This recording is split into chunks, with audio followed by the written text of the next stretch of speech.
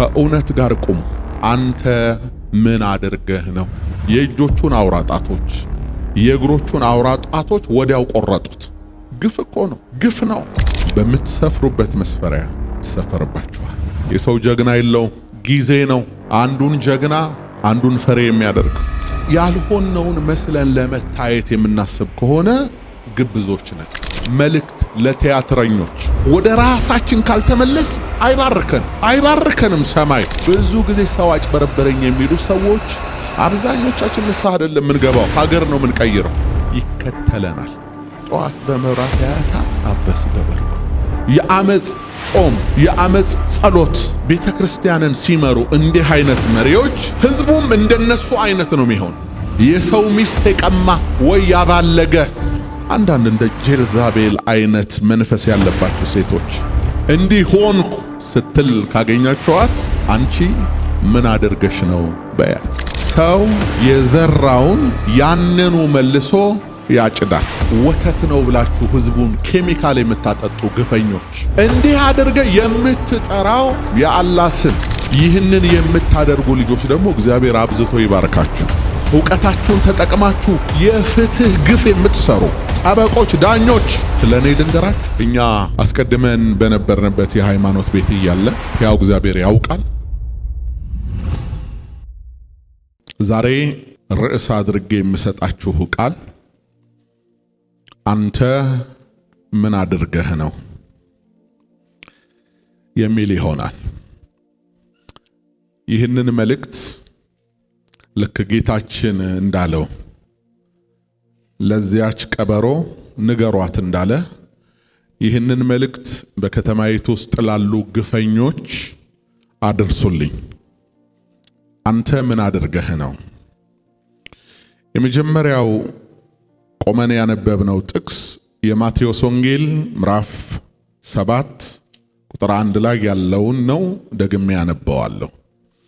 እንዳይፈረድባችሁ አትፍረዱ፣ በምትፈርዱበት ፍርድ ይፈረድባችኋልና፣ በምትሰፍሩበት መስፈሪያ ይሰፈርባችኋል። ሁለተኛው ገላትያ 6 ቁጥር 7 ላይ ያለው ቃል ነው። እርሱም እንዲህ ይላል፣ አትሳቱ፣ እግዚአብሔር አይዘበትበትም። ሰው የሚዘራውን ሁሉ ያንኑ ደግሞ ያጭዳል።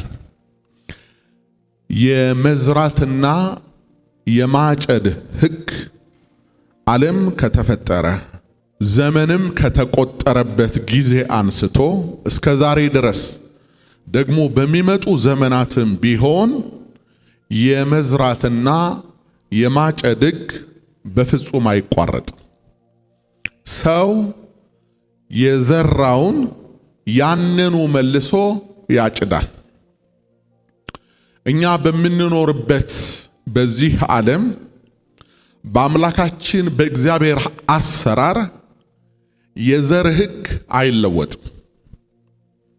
መልካም የሚዘራ ሰው መልካም ነገር ያጭዳል። ክፉ ነገር የሚዘራም ሰው ደግሞ ያንኑ የዘራውን ክፉ ነገር መልሶ ያጭዳል። ከዚህ አንጻር ለጥቂት ደቂቃ እንድታስቡ እድል ሰጣችኋለሁ። ለአንድ ደቂቃ ያህል በመዝራትና በማጨድ ሕግ ላይ እናንተ እንዴት ናችሁ? እንዴት ናችሁ እያልኩ ነው። ስትዘሩ እንዴት ነው የምትዘሩት? ስታጭዱስ እንዴት ነበር ስታጭዱ የነበራችሁት? በነገራችን ላይ ይህ ዛሬ እያንዳንዳችን የምንኖረው ኑሮ ወይንም የህይወት ስርዓት የትላንትና ዘርና የትላንትና አጨዳ ውጤት ነው። ስለዚህ ሳይገባችሁ አንዳንዶቻችሁ በዛሬ ህይወት በዛሬ ኑሯችሁ ምናልባት በእግዚአብሔር ላይ ኮምፕሌን የምታደርጉ ከሆነ ይህ ነገር ለምን በህይወቴ ውስጥ ሆነ፣ ይህ ነገር ለምን ደረሰብኝ የምትሉ ሰዎች ካላችሁ እስኪ ረጋ በሉና ጥቂት ወደ ኋላ 10 20 ዓመት ከዛም በላይ ሄዳችሁ ትንሽ አስቡ። እንዴት ነበረ የመጣ ነው? እንዴት ነበረ ለዚህ ቀን የደረስ ነው? ከሰዎች ጋር የነበረን ተግባቦት ምን ይመስል ነበረ? ዛሬ ይህ የምንማረው ትምህርት ለነዚህ ጥያቄዎቻችን መልስ ይሰጠናል። እግዚአብሔር ይመስገን። 3 ታሪኮችን አጠር አድርጌ እነግራችኋለሁ። ርዕሱን አንድ ጊዜ ደግማችሁ እናንተም ጮክ ብላችሁ እንድትናገሩት በፍቅር እጋብዛችኋለሁ። አንተ ምን አድርገህ ነው? ለሴትም ልታደርጉት ትችላላችሁ። አንቺ ምን አድርገሽ ነው? ወይንም ደግሞ ለብዙዎችም ይሆናል። እናንተስ ምን አድርጋችሁ ነው? በእርግጠኛነት ከዚህ ትምህርት በኋላ እግዚአብሔር ሚዛን ስተው የሚወላውሉ ሰዎችን ቀጥ አድርጎ በመንገዳቸው ያቆማቸዋል። ደግሞ አብዛኞቻችንን ወደ ልባችን ይመልሰናል። መንፈስ ቅዱስ ይምከረን። በዘፍጥረት መጽሐፍ ምዕራፍ 29 ቁጥር 25 ላይ የያዕቆብን ታሪክ እናገኛለን። ያዕቆብ የእስራኤላውያን አባት፣ የ12ቱ ነገድ አባት የያዕቆብን ታሪክ ነው የምናገኘው። አሁን በነገርኳችሁ የመጽሐፍ ቅዱስ ክፍል ውስጥ ያዕቆብን የምናገኘው ወየው ወየው ተታለልኩ፣ ሰው አታለለኝ፣ ተጭበረበርኩ እያለ ሲጮህ ነው። ትንሽ ያስቃል አይደለ? አታላዩን ያዕቆብን ሰው አታለለው።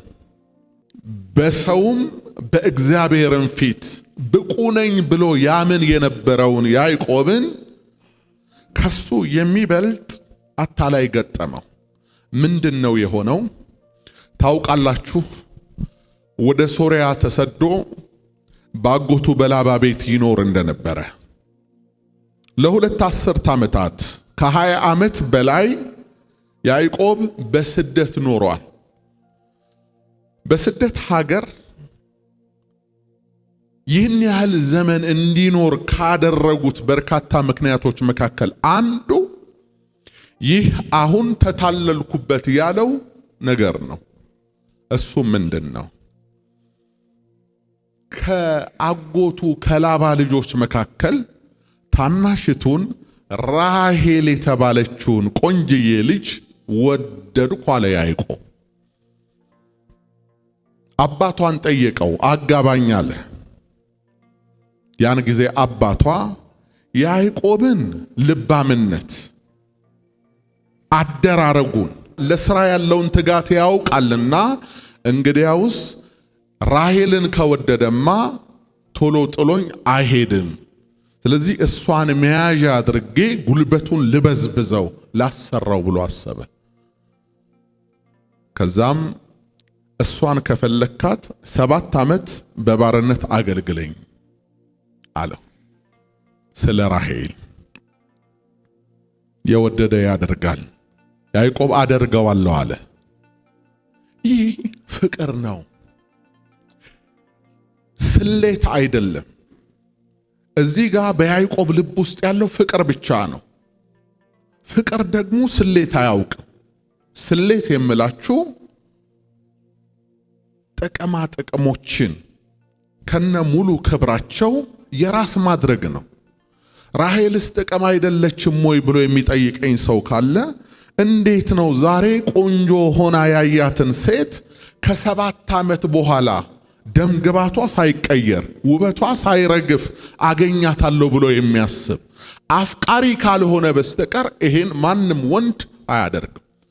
ለዚህ ነው በያዕቆብ ልብ ውስጥ ከራሄል አንጻር ያለው ፍቅር ነው የምላችሁ ማለት ነው። ወዳጆች ፍቅር እንዲህ ነው እና 7 ዓመት ጠበቀ። ቀኑ ደረሰ። ቃልህን ፈጽምልኝ አለው። ላባም ዝም ብዬማ አይደለም ራሄልን የምሰጥህ ደግሼ ነው ብሎ ድግስ ደገሰ። በቃ ዳንኪራው ቀለጠ።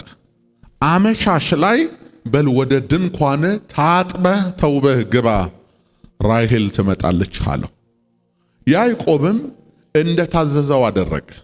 እኩለ ሌሊት ላይ ራሔል ገባች፣ ከሷ ጋር ተኛ፣ አደረ። 7 ዓመት የደከመበት ድካሙ የጠበቀው መጠበቅ ከንቱ እንዳልሆነ አወቀ። ነገሩ የተገለጠው ሲነጋ ነው። ሲነጋ አብሯት የተኛው ራሔል አይደለችም፣ ሌላ ሴት ናት፣ ልያ የምትባል ሴት። ተናደደ። ሄደና አጎቱን ለምን አታለልከኝ? ለምን ቃልህን ለወጥክ? አለ።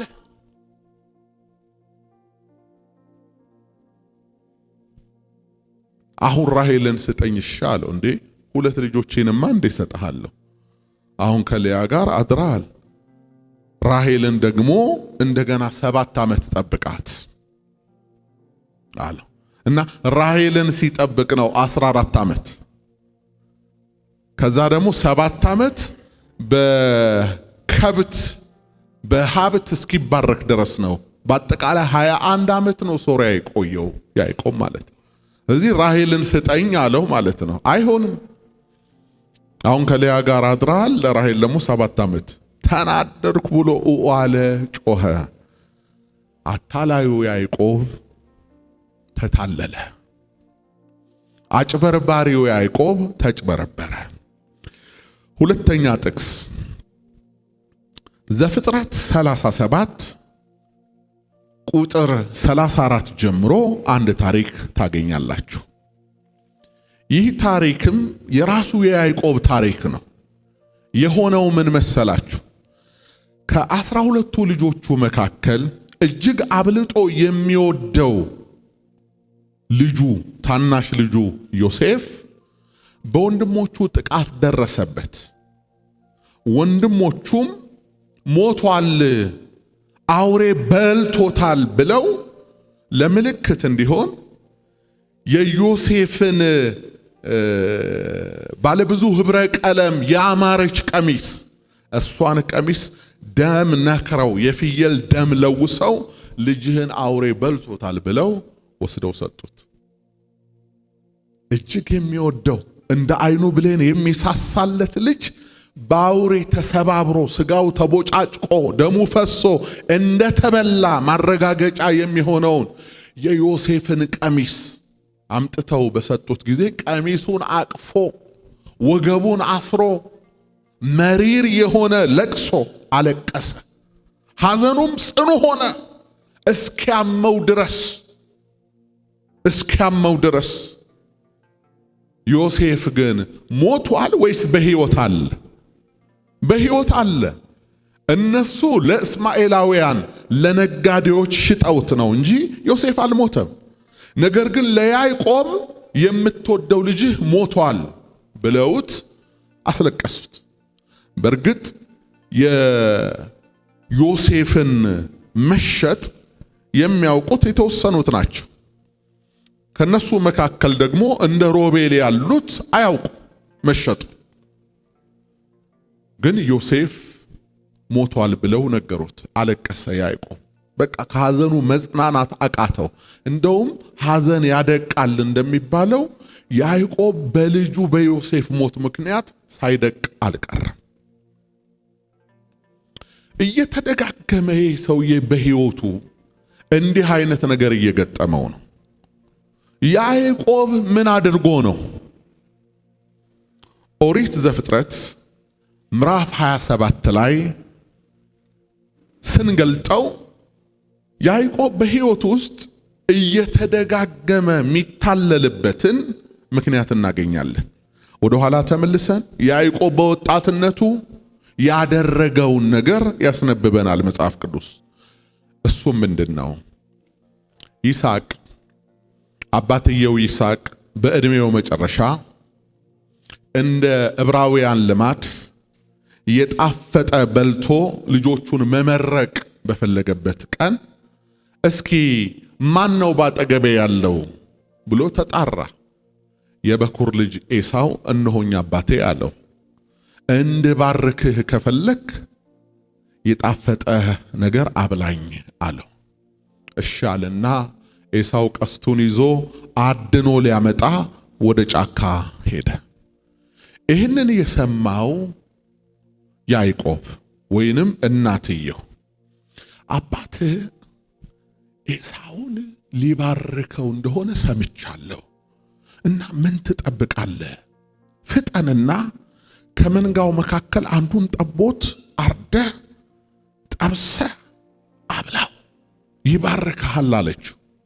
ሁለቱም ልጆቿ ናቸው። ልቧ ግን ወደ ያዕቆብ አዝልቷል። እንዲህ ነው ብለን በማንገልጠው ምክንያት ከአብራኮቻችን ለተከፈሉ አምጣችሁ ለወለዳችኋቸው ልጆች ልዩነት ታደርጋላችሁ። ምንም እንኳን በአንደበታችሁ አላዳላም ልጆቼ ልጆች ናቸው ብትሉም ውስጡን ግን ልባችሁ ለይቶ የሚያዘነብልለት አንዳል። ምናልባት ያ ልጅ ደግሞ አመፀኛም ሊሆን ይችላል። እንደውም አመፀኛ የሆነውን የመውደድና ወደሱ የማዘንበል ልማድ አለ በሁላችንም ዘንድ እና ወደ ያዕቆብ እናትየው አዘነበለች። እሻልና ፈጥኖ በግ አርዶ አወራርዶ ሰርቶ ባለሙያ ነው፣ የጓዳ ሰው ነው። በቃ አቀረበ። አባትየው ይስሐቅ በእድሜ ስለገፋ አይኖቹ እየፈዘዙ ጆሮዎቹም እየደነገዙ ሰውን በድምፅ መለየት እንጂ አይቶ ማወቅ የማይችልበት ደረጃ ላይ ደርሶ ነበርና ያን የጣፈጠ ምግብ አጣጥሞ በላ፣ ጠገበ። አሁን ይህንን የሰራውን ልባርከው አለ። እሱ የመሰለው ታላቅ ልጁ ኤሳው እሱን ነበራ የላከው። ደግሞ በዕብራውያን ልማድ መጀመሪያ ማህፀን ከፍቶ የሚወለደው ወንድ ልጅ የበኩር ልጅ ይባላል። የመጀመሪያ እና እሱ ነው ታላቅ፣ እሱ ነው ወራሽ። ባረኮትም ካለ ከሱ የሚቀድም የለም። ያ የዋ ቀስቱን ይዞ ጫካ ገብቷል። ይሄኛው ቤት ውስጥ ያለው ደግሞ ተፍ ተፍ ብሎ እንዲህ አይነት ነገር አደረገ። አሁን አባትየው ተጣራ። ልጄ ኤሳው ና ልባርክ አለው። ይህኔ ያዕቆብ እናቴ ፈራው፣ ልቤ መታ፣ አባቴ ጠራኝ እና ምን ያስፈራል እንዴ? ወንድሜ ኤሳው እኮ ጸጉራም ነው፣ እኔ ጸጉር የለኝም። አባቴ አይን የለውም፣ ዳሶ ግን ያቀናል። ስለዚህ ሲዳስሰኝ ጸጉር አልባ መሆኔን ቢያውቅ አይረግመኝም። ለዚህ መላ አለ አለችና ከበጉ ጸጉር ላይ ሸልታ ሚዳሰስበት ቦታ ላይ ልክ ይሄ አርቲስቶች ተዋናያን ከመድረክ ጀርባ በሜካፕ ራሳቸውን ለዛ ለተሰጣቸው ገጸ ባህሪ እንደሚያዘጋጁት በቃ መሰለ። ሽታውም ራሱ እንዳይለይ የወንድሙን ቀሚስ ለበሰ፣ የወንድሙ ወዝ ያለበት። አሁን በድምፁ እንዳይለየው ራሱ ድምፁንም እንደ ወንድሙ ድምፅ አስመሰለ፣ አጎረነነ። ልጄ ኤሳው አለው። አቤት አባዬ። ድምፅ ሰው አይኑ ማየት ሲያቆም ጆሮ እየነቃ ነው መሄደው። ድምፅ የያዕቆብን ይመስላል። እስኪ ልዳስህና አለው። ጠጋ ብሎ ሲዳስሰው እውነትም ጸጉር አለው። አሸተተው። ደግሞ የልጆቹን ሽታ በጠረናቸው ያውቀዋል። ሲያሸተው ኤሳውን ነው የሚመስለው። እንዲህ ብሎ ባረከው። የልጄ ሽታ እግዚአብሔር እንደባረከው እርሻ ሽታ ነው። እግዚአብሔር ይባርክ። በዘመን ሁሉ የበላይ እንጂ በታች አትሁን። ድል ካንተ ጋር ይሁን፣ መንገድ ይከፈትልህ ብሎ በረከትን ሁሉ አወረደለት። በነገራችን ላይ በወላጆች የመመረቅ ልማድ ያለው ማህበረሰብ ወይንም ቤተሰብ ወይንም ግለሰብ ደግ ነገር አድርጓል። ይመርቋችሁ እስኪ። ወላጆቻችሁ ይመርቋችሁ፣ አልብሷችሁ። በእድሜያቸው መጨረሻ እንኳን የጣፈጠ ነገር በልተው ይለፉ እና ትኩረት ስጡ። ከአፋቸው የሚወጣው የበረከት ቃል በእናንተ ሕይወት ላይ የሚፈጥረው ትልቅ ነገር አለ። ይህንን የምታደርጉ ልጆች ደግሞ እግዚአብሔር አብዝቶ ይባርካችሁ። ያዕቆብ ይሄንን አደረገ። ከዛ ወጣ። ተመልከቱ፣ በሰው ሙያው ራሱ የዛን ቀን እናቱ ጣልቃ ሳትገባ አትቀርም። ምክንያቱም የመጨረሻ የበኩር ልጅ በረከት የሚለቀቅበት ቀን ስለሆነ አባት የጣፈጠ ካልበላ ደስ ስለማይለው፣ ደስ ያላለው ሰው ደግሞ ቢባርክም በረከቱ ስለማይሰራባችሁ፣ ያልተደሰተ ሰው ያረካ ሰው ቢመርቃችሁ ምርቃቱ ስለማይደርስ ይመርቅ የተባለውን ሰው ማስደሰት ግድ ነው። ስለዚህ እናትየው አብራ ገብታ እሷም ሰርታ የሰው ሙያ ነው ያቀረበው። የሰው ድምፅ ነው፣ የሰው ልብስ ነው። አባቴ አይኑ አያይም አርጅቷል ብሎ ይውላችሁ በቲያትር ተባርኮ ወጥቷል። መልእክት ለቲያትረኞች፣ ለፕሮፌሽናሎቹ አይደለም። ይሄ ተምረው ተመርቀው በዚህ ሙያ ለሚተዳደሩት አይደለም። ሳትመረቁ ቲያትር ጥሩ አድርጋችሁ ለምትሰሩ፣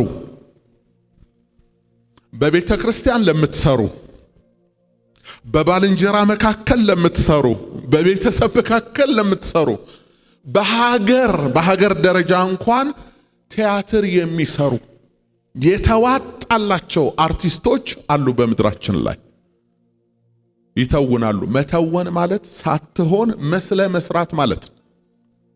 ማስመሰል ማለት ነው። እንዲሆነን ያፈራነው ሀብት፣ እንዲሆነን የተባረክነው ባርኮት፣ እንዲሆነን ያገኘነው ነገር በእውነት ነገር ነው፣ የሚጠቅም ነው፣ የሚረባ ነው፣ የኛ ነው። እና ያዕቆብ ራሱን አይደለም ሙሉ ለሙሉ ወንድሙን ነው፣ በወንድሙ ጓዝ ነው ገብቶ ተባርኮ የወጣው ማለት ነው።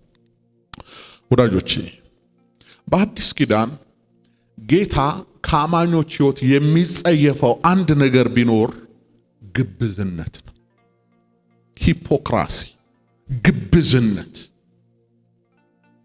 ያልሆነውን እንደሆን አድርገን ለማስመሰል ልክ በቃ ሰዓቷን እናውቃለን። ምን ተውንባትን ሰዓት ቅልስልስ ንግግራችንንም ምናምን አገር ምድሩን የሚያምሰው ቤቱን የሚበጠብጠው የዘንዶ ባህሪ ያለው ሰው ልክ ጋዜጠኛ መጥቶ ካሜራ ሲደቀን መልአክ ለመምሰል ይሞክራል። መልአክ የሚጀምሩት ደግሞ ራሳቸውን መንፈሳዊ አድርገው ከመሳል ነው። ለምሳሌ ይለዋል ጋዜጠኛው፣ ለምሳሌ ካልጋ አጠገብ የማይጠፉ 3 ነገሮችን ጥቀስ ሲባል ሁሉንም ሰው ስሙት። መጽሐፍ ቅዱስ የለውም፣ እመነኝ የለውም፣ ቤት ውስጥ ራሱ የለውም። መጽሐፍ ቅዱስ። ከዛ ስልኩን እኮ የሚጠራው ሶስተኛና አራተኛ፣ አንደኛ ግን ስልኩ ነው ያለ። እውነት ሐሰት? ሁላችንም ስንነቃ እንዲህ ብለን ነው የምንነቃው። ቻርጅ ሲደረግ እንደ ጡጦ ሲጠባ ያድራል። ከዛ ጠዋት አይን እንደተከፈተ ወደሱ ነው። ከዛ በሰው ፊት ግን ምንድነው አጠገብ ያለው? መጽሐፍ ቅዱስ አንድ። እሺ ከዛ ሌላ ነገር ይላል ማለት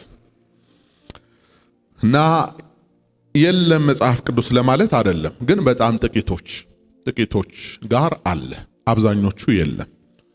እና ያልሆነውን መስለን ለመታየት የምናስብ ከሆነ ግብዞች ነን። እናንተ ግብዞች ወዮላችሁ የተባሉት በዚህ መስመር ውስጥ ያሉት ሰዎች ናቸው። እና ያዕቆብ ተወነ፣ ጨረሰ እና አባቱን አታሎ ወጣ። ወንድሙም እገለዋለሁ ሲል ተነሳና በሌሊት ተሰደደ። በቃ ጠፋ ሄደ። አሁን እሱ ሌላ ሀገር ሄዶ መልክ ቀይሮ የሕይወት ስርዓት ለውጦ እንግዲህ ኑሮ ሊጀመር ነው። ኑሮ ሊጀመር።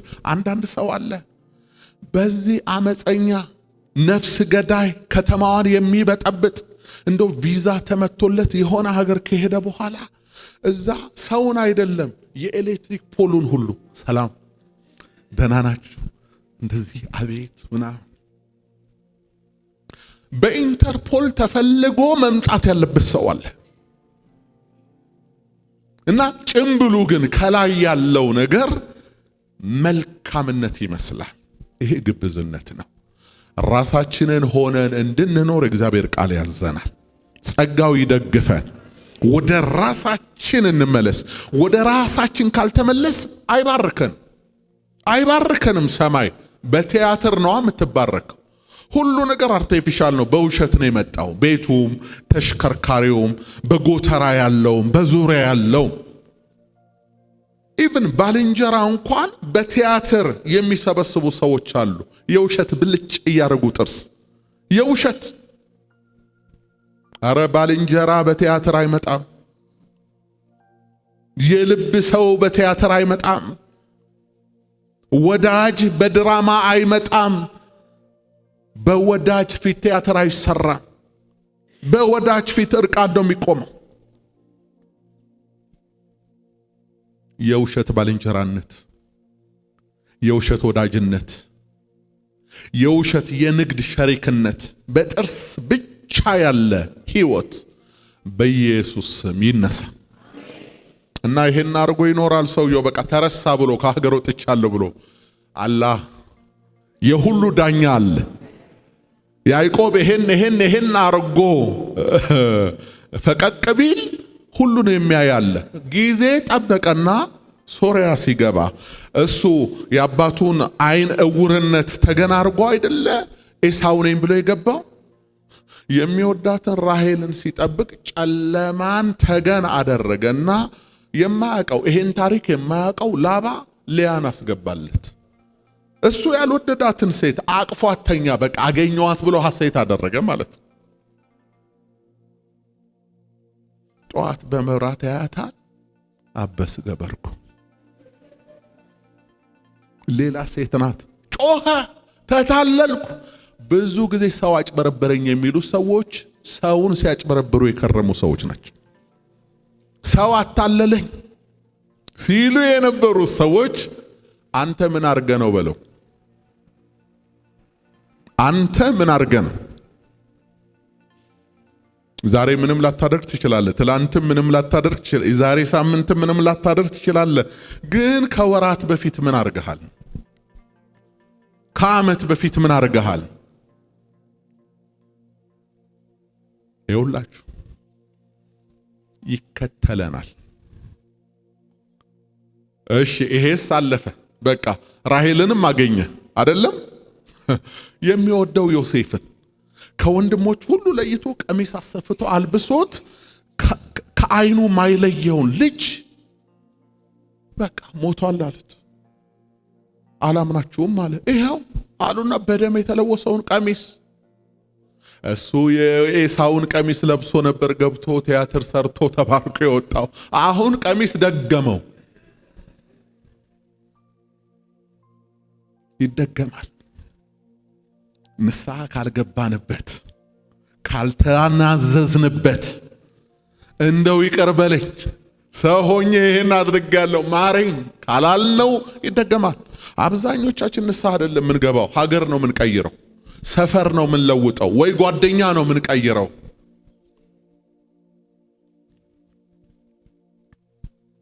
በቃ አስለቀሱት፣ በቀሚስ አስለቀሱት። አልቅሶ ለረጅም ዘመን ታሞ ጎብጦ ሲያቃስት እግዚአብሔር ይቅር ባይ አምላክ አይደለም? ዮሴፍ በሕይወት አለ የሚል ድምፅ በቃ ሞቷል ተቀብሯል ከተባለ በኋላ ከብዙ ዘመን በኋላ ከግብፅ ሰዎች መጡ ዮሴፍ በሕይወት አለ ብለው። እግዚአብሔር የእንደገና አምላክ ነው። ሁለተኛ ታሪክ መጽሐፈ መሳፍንት ምዕራፍ 1 ከቁጥር 1 ጀምሮ ያለ ታሪክ። የእስራኤላውያን መሪ ኢያሱ ሞተ። ከዚህ በኋላ እስራኤል እግዚአብሔርን ለመኑት። ምን ብለው? ከነዓናውያንን ለመውጋት ማን በፊታችን ይወጣልናል? ኢያሱ ሞቷል፣ መሪም የለንም፣ ምን ይሻለናል ጌታ ሆይ አሉት። ከዛ ጌታ ይሁዳ በፊታችሁ ይውጣ፣ ጠላቶቹን አሳልፌ ሰጠዋለሁ አላቸው። ከ12ቱ ነገድ የይሁዳ ነገድ ከነዓናውያንን ፌሪዛውያንን ለመምታት ወጣ። ስምዖንም አብሮት ወጥቷል። እና ከነዓናውያንን መተው ንጉሳቸውን መያዝ ፈለጉ። ንጉሳቸው ማን ይባላል?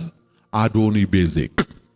ሰረገላ ላይ ተቀምጦ ይፈጥናል።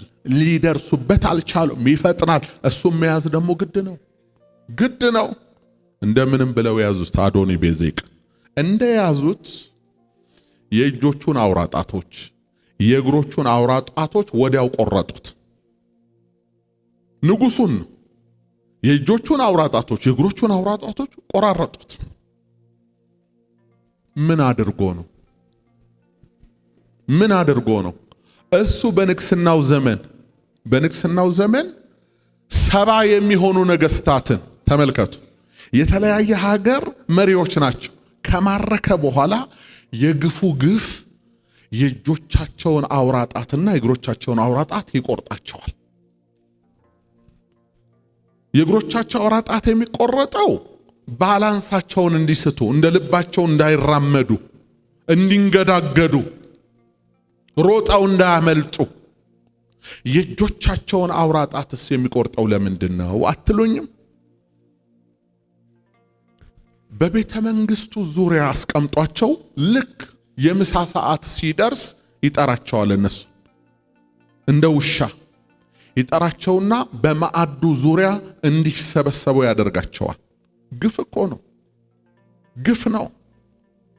ከዛ በልቶ ሲጠግብ ፍርፋሪው መሬት ላይ በትንላቸዋል። ወዳጆቼ እኛ እንጀራ ጥሩ አድርገን የምንጠቀልለው የመጠቅለል ልማድ ያለን ኢትዮጵያውያን ማለት ነው። እቺ አውራጣት እጃችን ላይ ስላለች ነው። አንዳንድ ሰው ምክንያቱ አይገባውም። የአውራጣት ምክንያት ማለት እስቲ እሱን አርግና ሞክረው። ሌላው ቢቀር እንጀራ ጠቅልለህ ለመጉረስ ይከብዳል። እና ፍርፋሪ ሲበትንላቸው አውራጣታቸው ተቆርጧል። በቃ እንዲህ እየዛቁ እየተሰቃዩ አስርቦ ነው እንደዛ የሚያደርገው። ግፍ ነው። በምድር ላይ ማንም ሀይ የሚለው ቢጠፋ ገናና ንጉስ ቢሆን የነገስታት ንጉስ የሆነውና ጻድቅ ፈራጅ የሆነው እግዚአብሔር ቀንና ጊዜ ጠብቆ ለሱም የእጁን ሰጠው።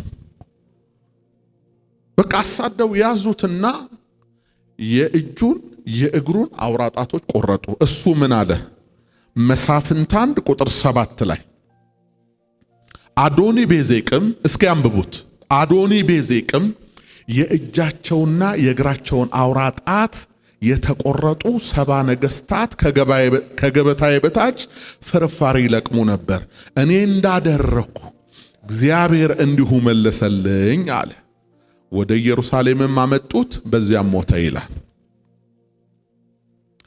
ወየው እጄ ተቆረጠ እንዲሆንኩ ካላችሁ አዶኒ ቤዜቅ አንተ ምን አድርገህ ነው በሉት። ሶስተኛው የመጨረሻው ታሪክ አካብና ኤልዛቤል። እንዳትረሱ ያነበብነው ጥቅስ በምትሰፍሩበት መስፈሪያ ምን ትላላችሁ? አትሳቱ፣ እግዚአብሔር አይዘበትም። ሰው የዘራውን ያንኑ መልሶ ምን ይላል? ያጭዳል። አንተ እንዴት እንደምትዘራ ተጠንቅቀ ዝራ፣ አለበለዚያ አሳጫጆዋል። በቃ ራሱ የህይወት ስርዓት ሲስተሙ ያሳጭዳል። የገፋ ይገፋል፣ የከዳ ይከዳል፣ ደም ያፈሰሰ ደሙ ይፈሳል፣ ያጭበረበረ ይጭበረበራል፣ የዋሸ ይዋሽበታል። ጭምብል አጥልቆ ወንጀል የሰራ በፌክ አካውንት ተደብቆ የተሳደበ ሀገር የበጠበጠ ሰው ያስለቀሰ የቀን ጉዳይ ነው። በሰፈረበት መስፈሪያ ይሰፈራል። ደግሞ ሰው አስለቀሰ ሌላ ዘር አይደለም የምታጭደው፣ ያንኑ ነው። እንዳስለቀስ ካለቅሳል። ምክንያቱም ህጉ የሚያዘው ያንኑ ነው። ያንኑ አይነት ወደ ሰው ትዳር የገባ የሰው ሚስት የቀማ ወይ ያባለገ እሷ ሀገር ሰላም ነው ብሎ እየኖረ ነው። ያንኑ አይነት ነገር በሱ ህይወት ውስጥ አለ፣ ቢያውቀውም ባያውቀው ያንኑ የሚመስል ነገር። አንዳንድ ሰው አሁን አልታወቀብኝም፣ መረጃ አጥፍቻለሁ፣ ይሄን እያደረግኩ ነው ይላል። አንተ እሱን ነው የምታደርገው። ህይወት ደግሞ ያንኑ አይነት ነገር እየከፈለች ነው በቤትህ። በምትሰፍሩበት መስፈሪያ ይሰፈርባችኋል። ያሳደመ አድማ የቀሰቀሰ ያሳመፀ ክፋት የሰራ ያደረገ የሰው ልጅ ህይወቱ እንዲበላሽ መጽሐፍ ያስገለጠ ሞራ የላጠ ከጠንቋይ ጋር ከሟርተኛ ጋር ስምምነት ያደረገ በእንዲህ አይነት መንገድ ባልንጀራውን ያሳበደ በእንዲህ አይነት መንገድ የሸሪኮቹን ገንዘብ ሀብታቸውን ሁሉ የጠቀለለ የሚመስለው የድሆችን አጥር የነቀነቀ ላባቸውን ወዛቸውን የቀማ በሀገር ቤትም ይሁን ከሀገር ውጭም ይሁን ውቅያኖስ የማይገድበው ፍትህ ርትህ በእጆቹ ያሉት በወርቅ ዘንግ ዓለምን የሚገዛ ከርሱ አይኖች ፊት ማንም የማይሰወሩት አይኖቹ እንደ እሳት ነበልባል የሚያበሩት ያ ሰው ንስሐ ካልገባ ከጥፋቱ ካልተመለሰ እንዲያው በሰላም እንዳይኖር የጸጸት እሳት እንዲዘንብበት የገዛ ጥላውን እያየ እንዲበረግግ እንዲፈራ የሚያደርግ የሚበላው እንጀራ እንዳይጥመው የሚጠጣው መጠጥ እንዳያረካው የሚኖርበት ቤት የመቃብር ያህል እንዲያስፈራራው በጭንቀትና በስቃይ እንዲኖር የሚያደርገው ዳኛ አለ። ዳኛ አለ። መጽሐፈ ነገሥት አንደኛ ነገሥት ምዕራፍ 22 ቁጥር 38 ጀምሮ የሰማርያ ንጉሥ አካብ ጦርነት ተነስቶ በሰረገላው ላይ ተቀምጦ መልኩን ቀይሮ ማምለጥ ሲፈልግ ከአንድ አቅጣጫ የተወረወረ የጠላት ቀስት በመጋጠሚያው በለበሰው የብረት ልብስ መጋጠሚያ መሃል ገብቶ ወጋው። ደሙ ፈሰሰ እና ሰረገላ ላይ የተቀመጠውን ሊቀ ሰረገላውን እንዲህ አለው፣ ተወግቻለሁ፣ ደሜ እየፈሰሰ ነው፣ አድነኝ፣ ፍጠን እያለ ይናገረው ጀመር። ሊቀ ሰረገላውም በቻለው መጠን ሊያተርፈው ፈለገ። ከአቅም በላይ ሆነ። ደሙ ፈሶ ሰረገላው ላይ ወድቆ ሞተ። ይህ አይደለም የሚደንቀው? ከጥቂት ደቂቃ በኋላ ንጉሡ አካብን ውሾች መጥተው ሲበሉት፣ እስራኤል ንጉሥ ነው ሲሆን በክብር በማዕረግ መቀበር ነበረበት። ግን ውሾች ሲበሉት ታየ። ይህም በታላቁ መጽሐፍ በመጽሐፍ ቅዱስ ውስጥ ተጻፈ። ሁለተኛ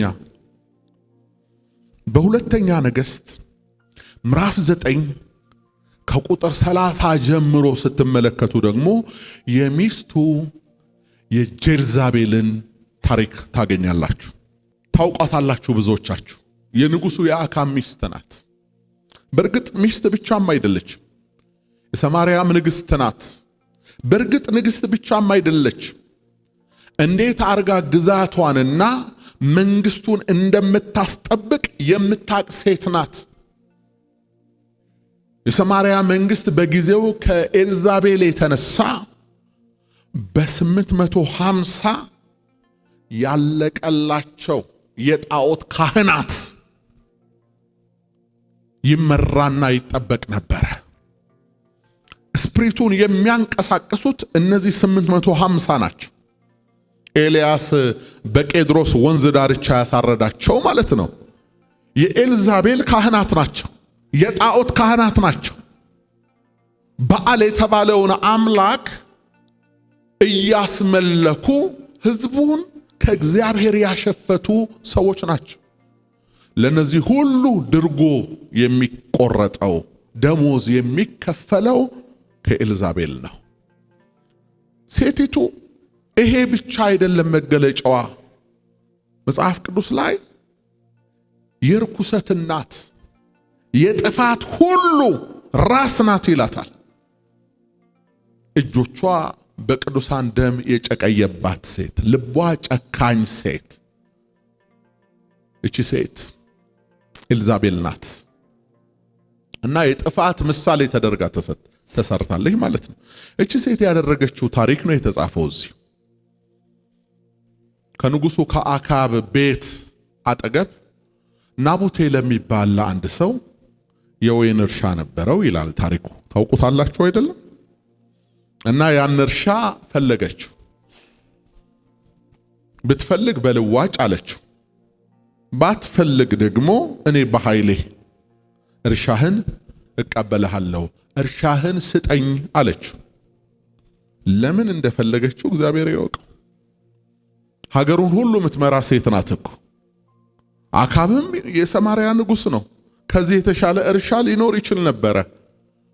ግን እግዚአብሔር ያውቃል። ታሪኩም በመጽሐፍ ቅዱስ ውስጥ የተጻፈበት ዋናው ምክንያት እግዚአብሔር ግፈኞችን እንዴት እንደሚጸየፋቸው ለማመላከት ነው። እሱ ንጉሥ ነው፣ ይሄ ደግሞ ድሃ ነው። ይሄ አባቶቼ ርስት ነው፣ የአባቶቼን ርስት አልሰጥም አለ ናቡቴ። አትሰጥም? አዎ እሺ አለችው እና ነገር ሰራች። ወጥመድ አዘጋጀችና ጾም ጸሎት በከተማይቱ ሁሉ አወጀች። ይህም ጾም ጸሎት ወደ እግዚአብሔር ብቻ ነው የምንለምነው፣ የምንሰበሰበውም በንጉሱ ደጅ አደባባይ ላይ ነው፣ የከተማው ሕዝብ ሁሉ ይህንን ይወቅ ብላ ጾም ጸሎት አወጀች ማለት ነው። ታውቃላችሁ፣ ለክፋትና ለአመጽ በሃይማኖት ቤት የአመጽ ጾም፣ የአመጽ ጸሎት፣ የአመጽ ሱባኤ እንዳለ ታውቃላችሁ። ለበደል፣ ለጥፋት። አሁን ኤልዛቤል ያወጀችው ጾም ጸሎት እንደዛ አይነት ነው። ዳሃውና ናቡቴን ለማጥመድ ነው። ህዝቡ አያውቅም።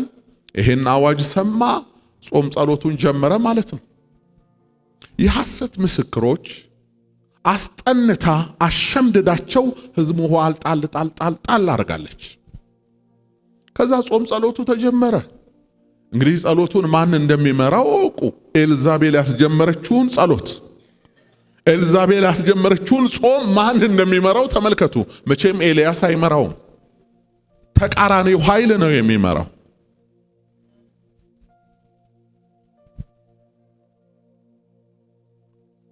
ከዛ ህዝቡ እግዚኦ እያለ ይሁን የሆነ ብቻ የሆነ እያለ ጥሩ አምልኮ ላይ ዋይ ዋይ ዋይ የሚል ሰው ከዚህ ከዛ ተነሳ። ምንድነው ይሄ ሰውዬ? አሁን ይሄው በጸሎታችን መሃል እግዚአብሔርን ሲሳደብ በጆሮአችን ሰማናል። ግማሾቹ ሽማግሌዎች ናቸው፣ ልትጠራጠራቸው ራሱ የማትችል። ገሚሶቹ ሴቶች ናቸው፣ ሌሎቹ ወጣቶች ናቸው።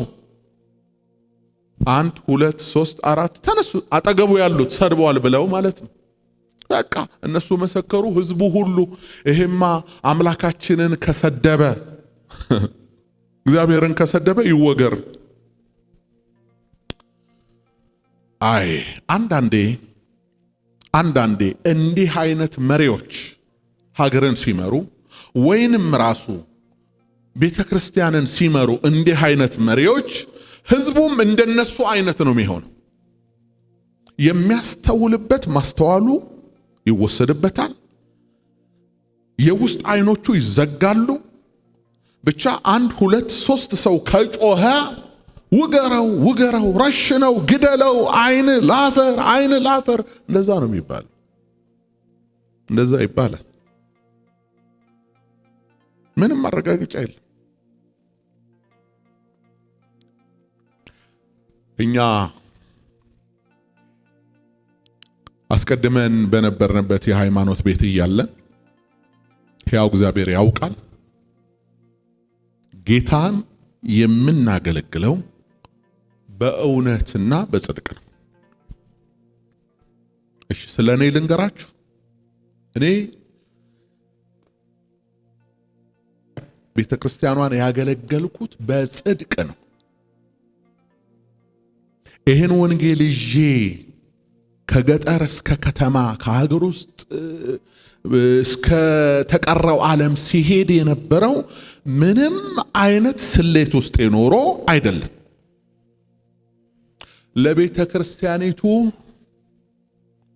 ትውልድ ያበዛው መስሎኝ ለሃይማኖቴ ቁም ነገር ጋን በጠጠር እንደሚደገፍ የራሴን አስተዋጽኦ ያደረኩ የመሰለኝ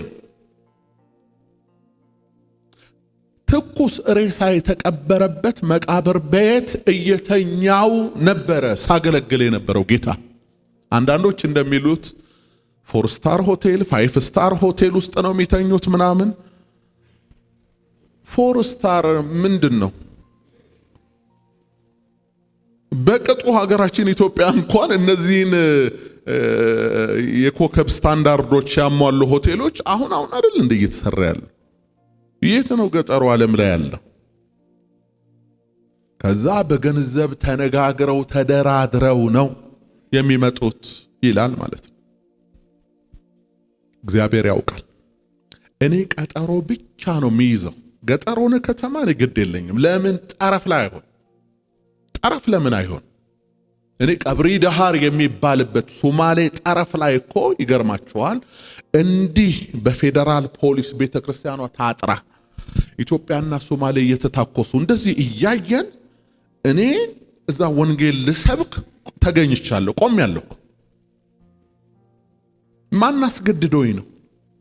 ምን ስለሚሰጡኝ ምን ስለሚያደርጉልኝ ነው? ምናልባት እዛ የነበሩ ሰዎች አሁን ይህን ድምፅ የሚሰሙ ያውቃሉ።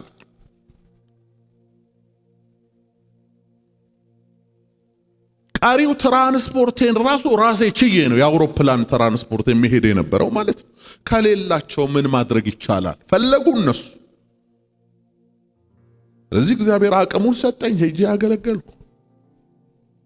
እንደዛ ነው በሁሉ ቦታ በየቦታው ስንሄድ የነበረው ማለት ነው።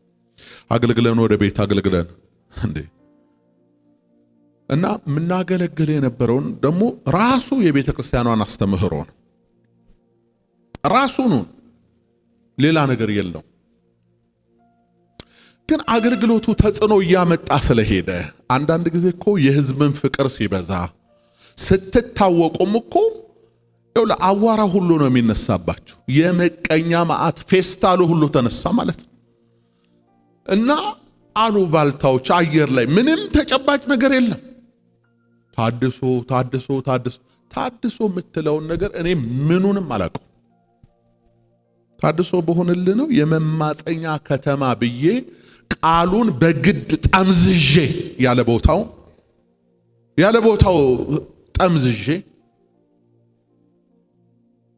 ቤተ ክርስቲያኔን የተከላከልኩ መስሎኝ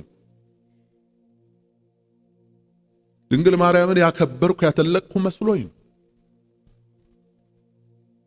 መናፍቃን ተብለው ለሚጠሩት ለዛሬዎቹ ለጌታ ልጆች ማለት ነው መልስ የሰጠው መስሎኝ ነው። ቃሉ እንዲያዞርኩ ማለት ነው የማይለውን ለድሮ በጋሻው ያሁኑ በጋሻው መልስ ይሰጣል ብያቸዋለሁ አይደል? እስከምሰጥ ድረስ ግን ይሄን እየነገርኳችሁ እያንዳንዱን መልስ ሰጠ። ራሴ ነኝ የምሰጠው። አትንቀዥቀዥ። አንዳንዱ ሮጦ ድሮ እንዲህ ብሎ ነበር እኔ መጣው። አትንቀዥቀዥ። እኔ ራሴ እመጣለሁ። የምን ቸኮላ ወይ ሳይቀድመን ነው እንዴ? እና በዛ ነው እና በሰላም ወደ ቤቴ ነው የምገባው። እና ፎቅ አለው 7 ፎቅ አስቀምጦ ፎቁን በየቦታው አሜን።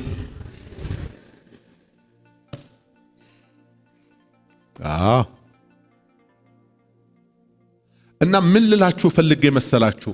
የሚያቀንም ማያቀንም ቁጭ ብሎ የተማረው እንኳን ምስክር ነው፣ ሕያው ምስክር ነው።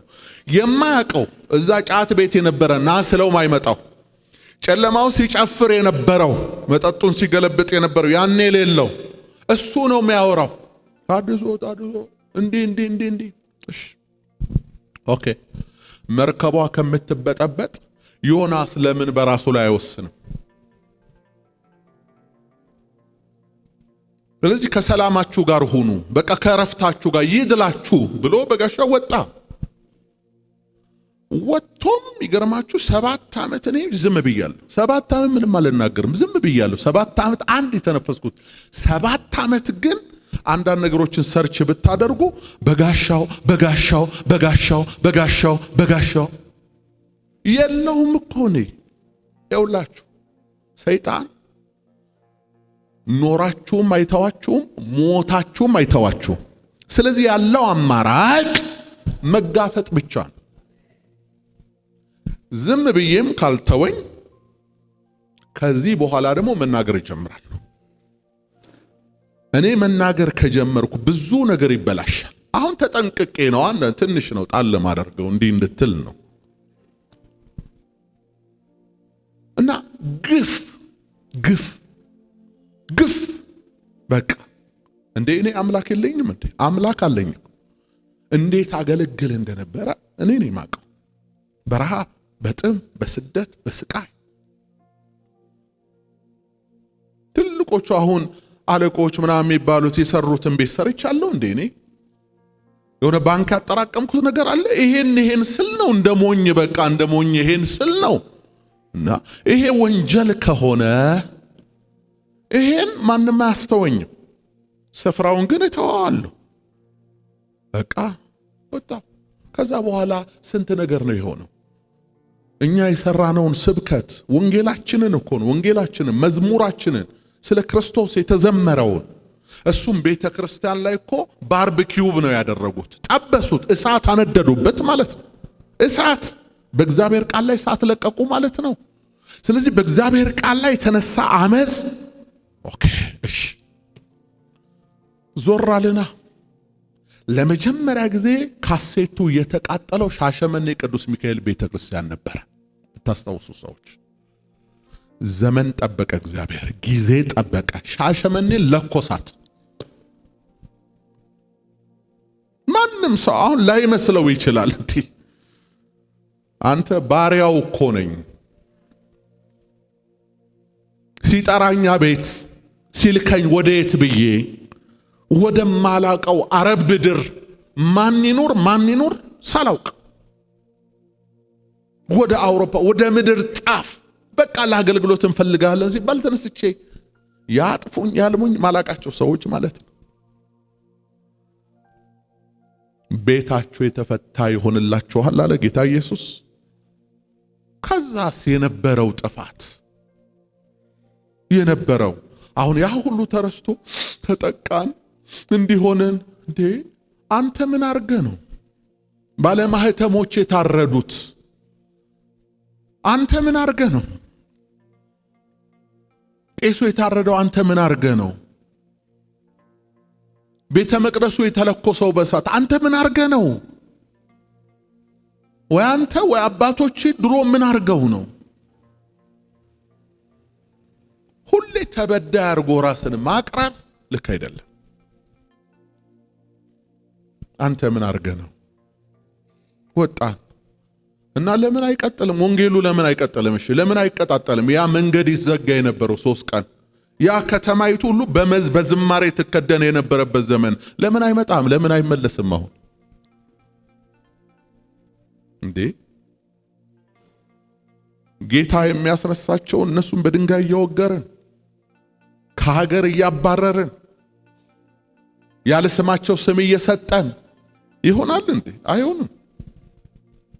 አይሆንም። እና ንስሐ ያስፈልጋል። ንስሐ በተለይ ያለ ስማቸው ስም የተሰጣቸው ግፍ። እኔ እኮ ታደሰው የሚባለውን ራሱ ያው እግዚአብሔር ምስክር ነው፣ እኔ ከወጣው በኋላ ነው እንዳለ ራሱ ያወቅኩት። ያኔ የለም ብዬ ተከራከረ። የት ነው ያለው? ቢሮ ላይ ለካ ነበሩ። ደግሞ እነሱ ጉያችን ስር ነበሩ፣ በዚህ ነበሩ። እንትን የለውም ምልክት የላቸውም እንጂ ነበሩ። እኔ ግን አልነበርኩም። ትላንትና ኦርቶዶክስ ነበርኩ፣ አሁን ቆንጆ ጴንጤ ነኝ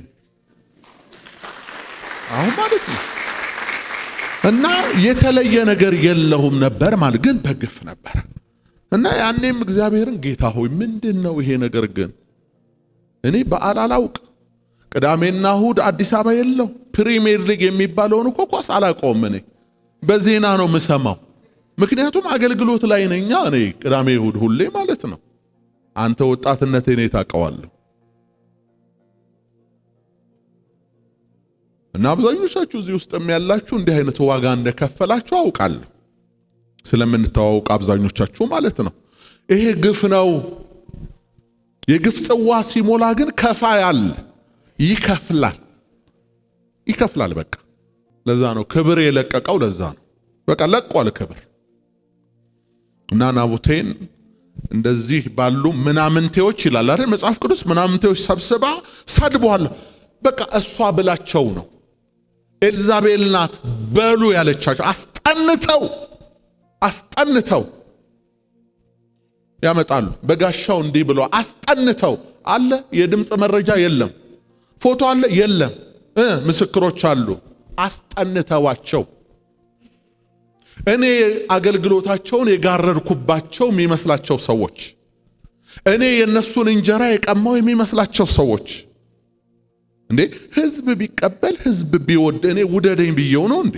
መወደድ እኮ በእናንተ ላይ የሚያስቀምጠው ሰማይ ነው እኮ ሰማይ ነው። ምንም ማድረግ አይቻልም። እና የቅናት ዛር ምድሪቷ ላይ ተነሳ። በቃ ሰላም እስክታጣ ቤተ ክርስቲያኒቱ። ስለዚህ ለምን ይበጠበጣል?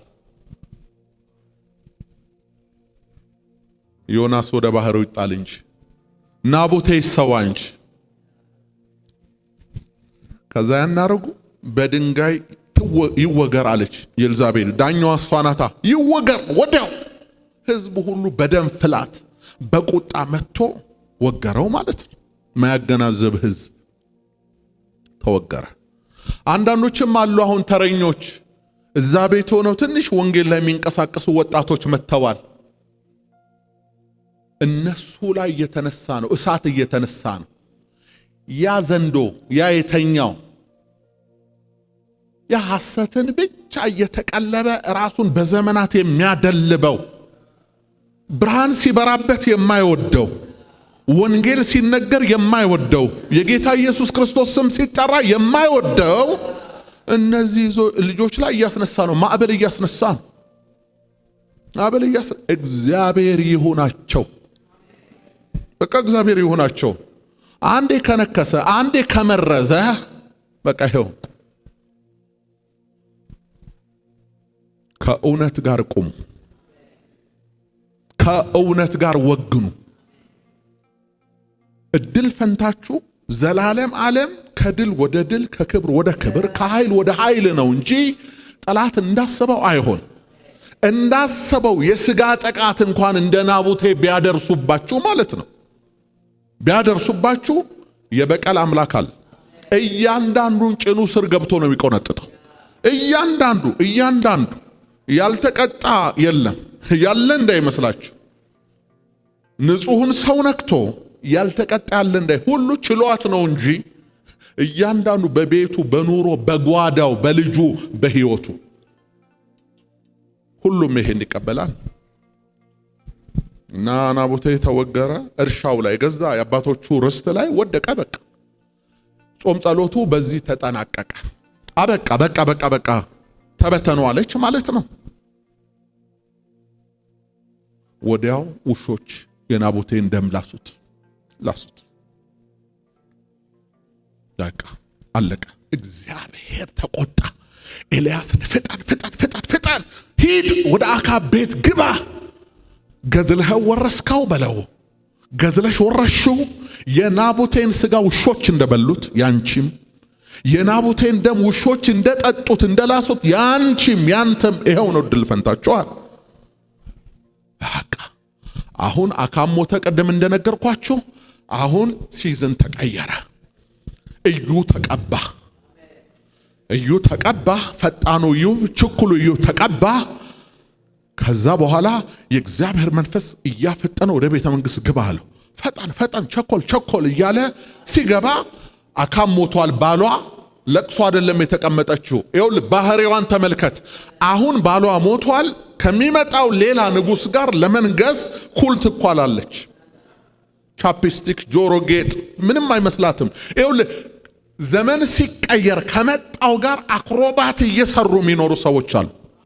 ይሄ የኤልዛቤል መንፈስ ነው። ወንድ ሲለይ ወዲያው ወንድ የሚተኩ፣ ሴቷ ስትለይ ወዲያው የሚተኩ፣ ምንም የሐዘን ጊዜም ማስተዛዘኛ የሚባል ነገር የለም። እንደዛ እየተኳለች ደረሰባት። ሰገነት ላይ ሆና ቁልቁል እየፈጠነ ከሰራዊቱ ጋር ሲመጣየች፣ ጌታዬ የሰላም ሰው ሰላም ነህ። ፈገግ፣ መልኳ ቆንጆ ነው። ተኩላለች፣ ልታማልለው ነው። መንፈሳዊ ሰው ከሆንክ የተኳሉ አይኖች አይታዩ። መንፈሳዊ ሰው ከሆንክ ዳሌ ጡት አይታየ። መንፈሳዊ ሰው ከሆንክ አንተ የሚታይ ተልኮህ ብቻ ነው። ተልኮን በከንቱ ነው ጄልዛቤል ፋሽን ሾሄ ትርኢት የምታሳየው። እሱን የሚያይበት ሁኔታ ውስጥ አይደለም። የእግዚአብሔር ቁጣ የሚንቀለቀልበት ሰው ነው እዩ። ስለ እግዚአብሔር ሊበቀል ያረከሱትን ምድር እንደገና ለመቀደስና ለባለቤቱ ለያህዌ ለመመለስ እየተጣደፈ ያለ ሰው ነው። አንዳንድ እንደ ጄልዛቤል አይነት መንፈስ ያለባቸው ሴቶች በጣም የምትደክሙ፣ አገልጋዮችን ለመጣል ማሰናከያ ለመሆን ቁም ስቅላችሁን የምታዩ አትድከሙ። ጊዜው እያለቀ ዘመኑ እያለቀ የጌታ ኢየሱስ ክርስቶስን ወንጌል በምን አይነት ፍጥነት እናድርስ እያልን እንኤውላችሁ አይምሯችንም አካላችንም ቢዚ በሆነበት በዚህ ሰዓት ያንቺን የፈረስ ጭራ እንዲህ ብታረጊ እሱ የሚታይበት ሰዓት ላይ አይደለም። አሁን ምንም አይነት ገንዘብ ይውጣበት ለተቀባሹ ሽቶ ራስሽ ላይ ኢንቨስት ላደረግሽባቸው ባዕድ ነገሮች ብዙ ዋጋ ከፍለሽ ሊሆን ይችላል። ሶሪ ግን ትኩረት በእግዚአብሔር መንግስት ላይ ነው። አሜን። እና ኤልዛቤል እንደዛ አይነት ሐሳብ አገልጋዩን ልታሰናክለው ደግሞ ትኳላለች። ሰላም ነው አለችው። ምን ሰላም አላችሁ አንቺና ባትሽ ቤቶች እያላችሁ ብሎ ጦሩን ከታች ነው የጀመረው። ከኔ ጋር ማን አለ አለ። ወታደሮቹ አለ አሉ። ፈጥፍጧት ከላይ ወጡና ከላይ ለቀቋት። እታች ወርዳ ቲማቲም እታች ወርዳ ቤተ መንግስቱን ገብተው ፈትሸው ምን ብለው ወጡና ባይሆን የነገስታት ዘር ናት፣ በድኗ በክብር መቃብር ውስጥ ይረፍ፣ ወስዳችሁ ቀበሯት ብሎ ትእዛዝ አስተላለፈ። እሺ ብለው እነዛ የጣሏት ወታደሮች ሲወርዱ ከእጆቿ ጣቶችና ከእግሮቿ ጣቶች በቀር ከጸጉሯ በቀር ምንም አልቀረም። እግዚአብሔር ቃል ተናግሯል በኤልያስ የምስኪኑን የናቡቴን ደም ውሾች እንደላሱት ያንቺንም ደም ውሾች ይልሱታል ተብሎ ነበር። እግዚአብሔር ተናገረ፣ ይፈጸማል። ግፍ አትስሩ። መጽሐፈ ምሳሌ ምዕራፍ 23 ላይ ቁጥር 11 ጀምሮ ወደ ድሃ አደጎች እርሻ አትግባ ታዳጊያቸው ጽኑ ነውና ይላል። ወደ ድሃ አደጎች እርሻ አትግባ ታዳጊያቸው ጽኑ ነውና ይላል። ግፍ አትስሩ፣ ግፍ አንስራ። የሰው ጀግና የለውም፣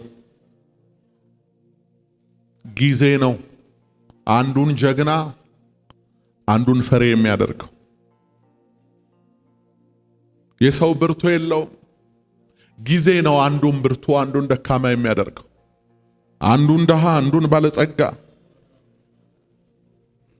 አንዱን ከላይ አንዱን ከታች የሚያደርገው ጊዜ ነው። ያለዋውጠዋል። አምላክ ያለዋውጠዋል። እላይ ያለውን እታች፣ እታች ያለውን እላይ ያለዋውጠዋል። ስለዚህ ግፍ አንስራ መልእክት ነው። ንገሩ። በከተማይቱ ውስጥ ላሉ ግፎች ንገሩ። የገጠር ሰዎች ናቸው ማንበብና መጻፍ አይችሉም እያላችሁ ጊዜ ያለፈባቸውን መድኃኒቶች የምታቀሙ፣ ጊዜ ያለፈባቸውን መድኃኒቶች የምትወጉ፣ በእነሱ ሞት የበለጸጋችሁ፣ በእነሱ ሞት ፎቅ የሰራችሁ፣ በእነሱ ሞት ልጆቻችሁን ያሳደጋችሁ ንስሐ ግቡ ይላል የሰራዊት ጌታ እግዚአብሔር። ወተት ነው ብላችሁ ህዝቡን ኬሚካል የምታጠጡ ግፈኞች፣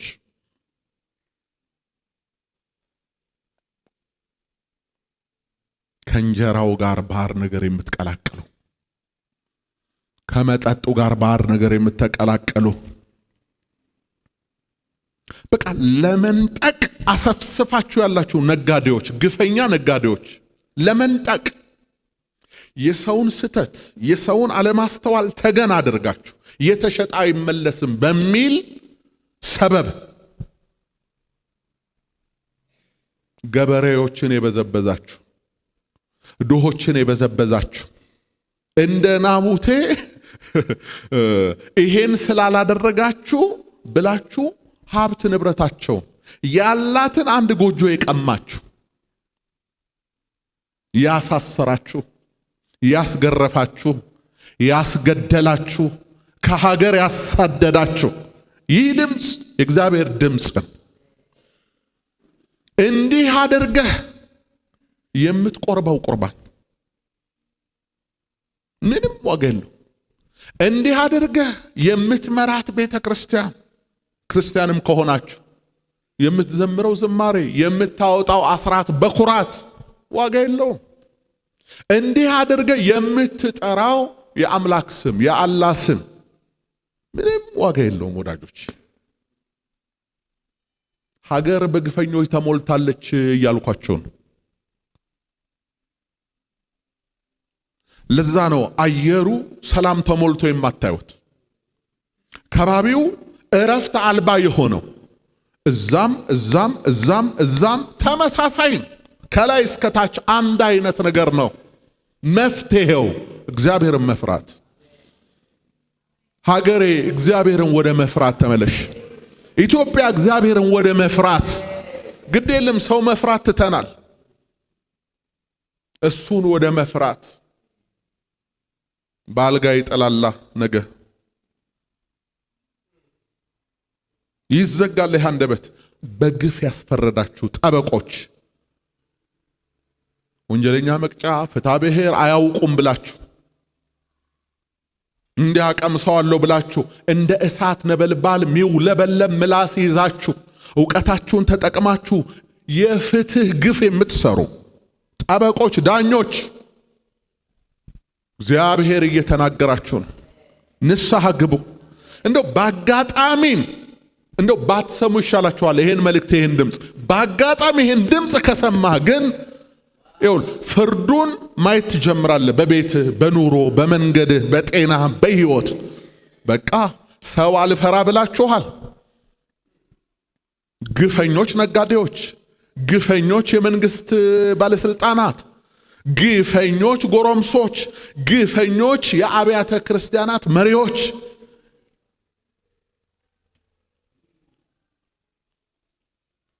እና ነገሩ በደረሰ ጊዜ ያ ሰው ሲያለቅስ እንዲህ ሆንኩ ሲላችሁ ካያችሁ እንዲህ በሉት፣ አንተ ምን አድርገህ ነው?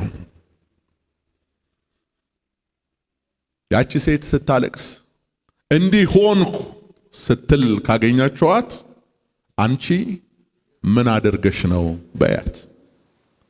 ጸጋና ሰላም ይብዛላችሁ። ክብር ለእግዚአብሔር ይሁን። ክብር ለበጎ ይሁን። ማዳን ለበጎ ይሁን።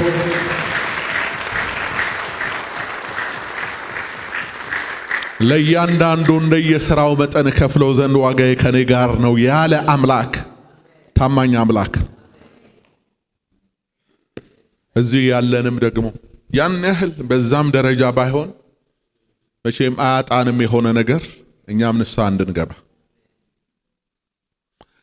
የቆሰለ ወንድም ካለ፣ ልቧ የታመመባት እህት ካለች፣ በእኛ ምክንያት ያዘኑ ካሉ እነሱንም ይቅርታ እንድንጠይቃቸው፣ እግዚአብሔርንም ይቅርታ እንድንጠይቀው። ምክንያቱም ይሄ ነገር ተንከባሎ ቤታችን እንዳይገባ፣ ልጆቻችንን እንዳያገኛቸው የጽዳት ዘመን ይሆንልን፣ የመታጠብ ዘመን ይሆንልን። እንዲህ ሲሆን ምድር ታርፋለች፣ አየሩ ይቀየራል፣ ወንዙ ይፈወሳል፣ ሁሉ ነገር መልካም ይሆናል። ያድርገው። ጌታ ይረዳናል። ክብርና ምስጋና አምልኮትና ውዳሴ ከምድር እስከ አርያም ለንጉሳችን ይሁን። ጨርሻለሁ።